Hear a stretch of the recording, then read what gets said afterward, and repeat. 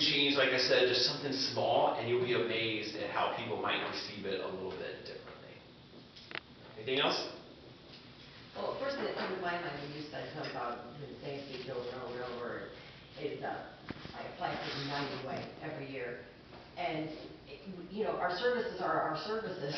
So when I go in to explain what our services are, there's really not a whole lot that I can change.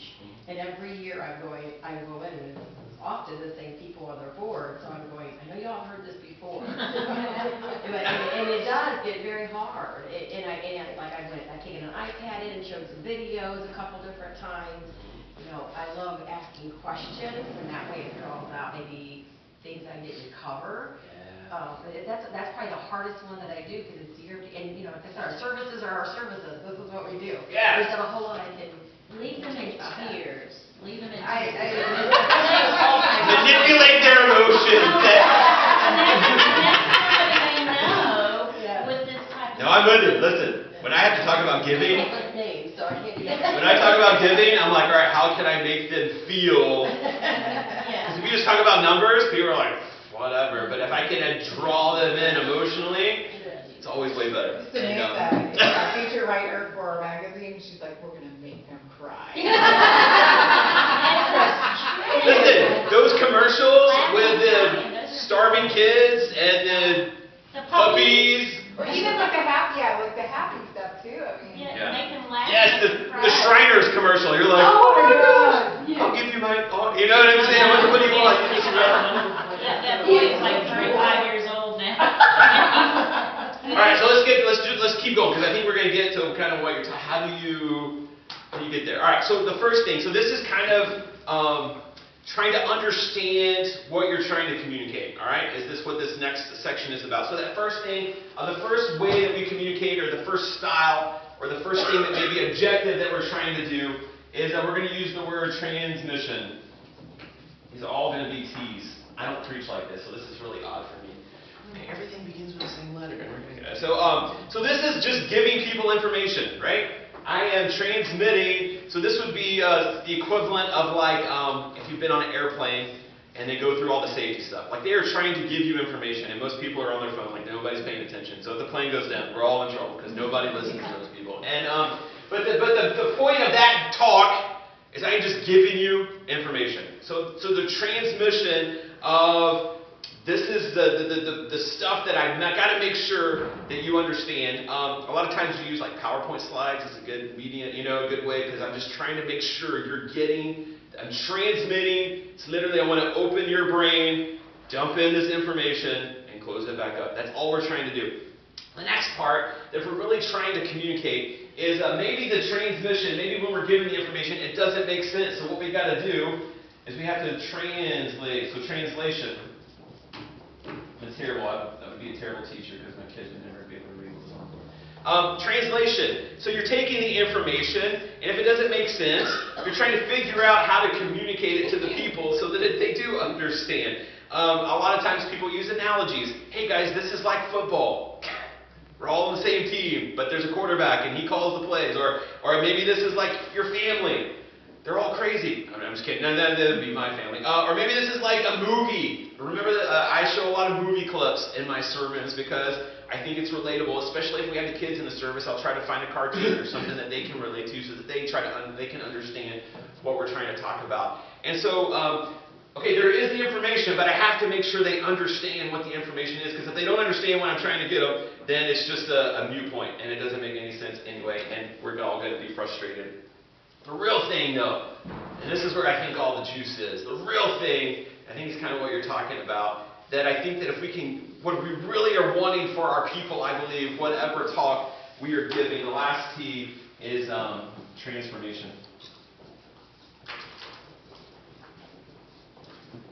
Because if we can get to the point where people are transformed, that'll change everything, right? This is something where it's not just information. I'm not just understanding the information, but once I get it and I understand it, it actually changes me to want to be different, to do what is being asked of me. I understand that, okay, we're running low on numbers. Okay, I understand that. That's what this means, but now it's going to actually cause me to act differently or to do something differently. And I think that as we are talking, as we are giving our information, and the goal is not just sometimes that, like I said, the flying safety rules, like they're probably not trying to transform my life. They just want to keep me safe. And so they're just giving me information. But if there's something bigger that you're trying to get at, like we've got to do this, or the company's going down, you know what I'm saying? Like we've got to change this. If it's just like, okay, I'm just going to tell them, hey, this is what's going on. Here's the numbers. Like, all right, but this is what it means. But this is what we've got to really do. We've got to change how we think about it. We've got to change what we do. We've got to change how we act. We've got to change the very essence of everything about this. Or, you know what, then it's just going to be a bunch of numbers. And that's where I think sometimes you can bring in numbers, you can bring in whatever. So like I said, I try to tie, and I think this is a big deal, especially for this younger generation.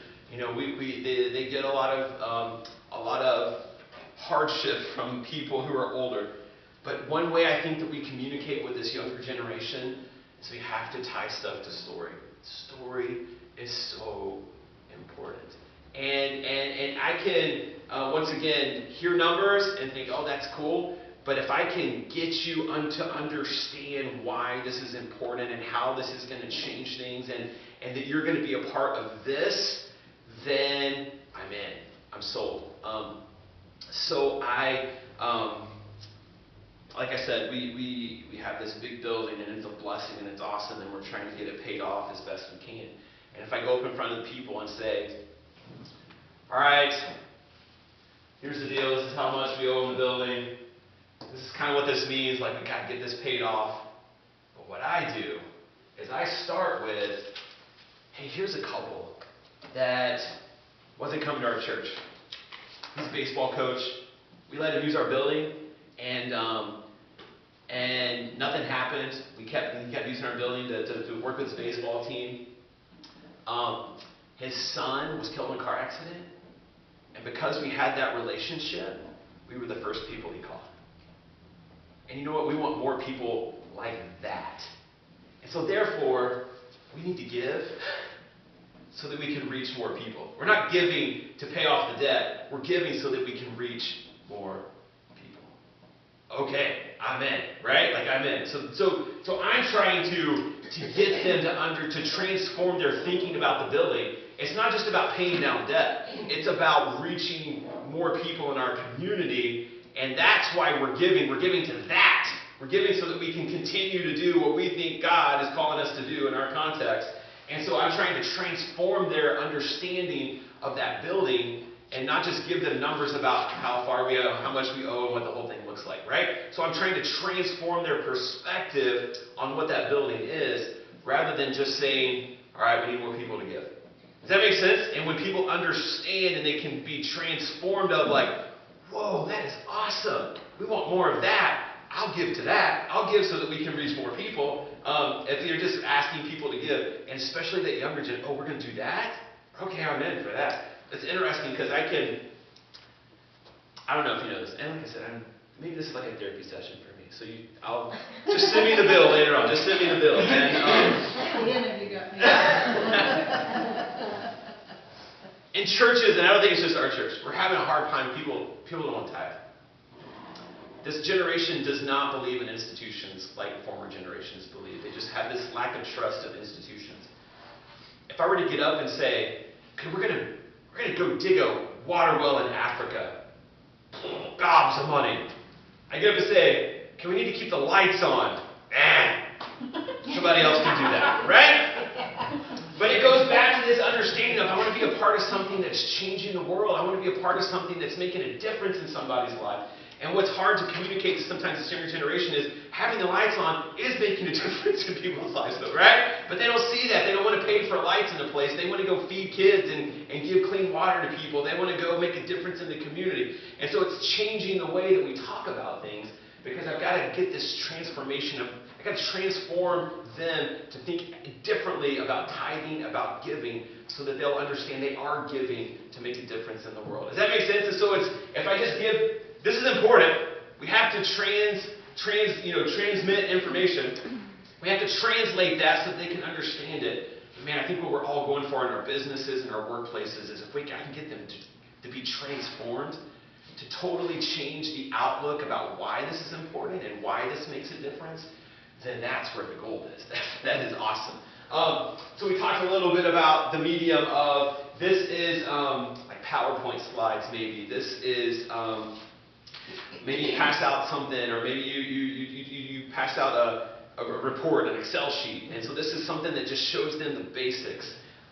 Translations, like I said, is examples, it's stories, it's props, this is what's going on here. And then transformation is maybe what you do with transformation is that maybe that's a moment where you sit down and you pick up a cup of coffee and you say things like, you know what, this is how this affected me. This is how I see it. And you start to add the personal element about how you are understanding this, how all of this works together. And so it's personal story, it's personal experience, it's personal understanding of, we made a difference in this person's life, and this is what I'm asking you to give. Or this is what this company is doing, this is the effect we're having on people in our community, and I need you to get on board, and this is how we're going to do it more effectively if we can get these numbers to equal out a little bit better. And so it's about that personal touch where you just take a moment and you say, I used to view it like this,